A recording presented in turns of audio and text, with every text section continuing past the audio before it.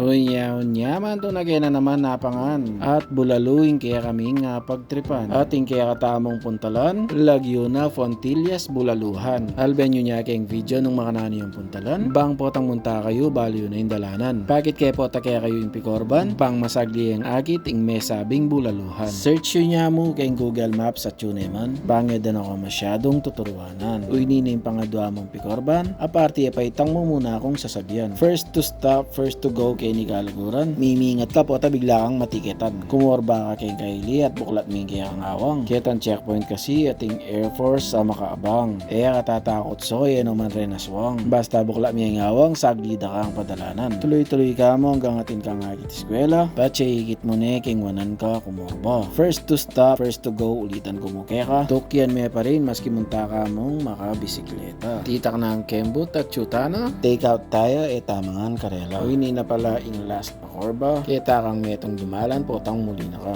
Pagibasa na mo yung makasulat ka rin karatula. Nanumaning makalagi, tukyan tala. Bangken tutuki, makapunta tapa. Uy, nina, sa wakas sa chutana. Modern tang agad para makaulita na. Hapunan dapat ini pero itsurang maging merienda. Akit yun mga agad yung karelang tindahan. Makasulat naman, Fontillas Bulaluhan. Apin ini, impi parkingan keng wanan. Potang modern ka keng karelang tindahan. Modern ka pa keng harap at saka may bayaran. Kabayad mo ka rin kalungob at keng kilob may panayan. Nung naisipan mong keni namangan, pwede mo naman. Sasapakini, patse pagtuan. Nda ka lamago bra keni lamamangan. Ay ni pala itang kako nga manuan. Patse banda na kami mo sa kumorba ka keng wanan. Kadadaretso, pota malili ka, Kalaguran. 350 mo na kayong manyaman na ulam. Atin ko pang sabong mapaling iilupan. Pero ing taba ay mungan kakanan. Ing presyon mo dapat may intindihan. Sasabihan ko kaya kayo ing bulaluda as na yung kanyaman. Mga pabalik ka kaya romantic man. Kaya subukan nyo na yung Fontillas Bulaluhan.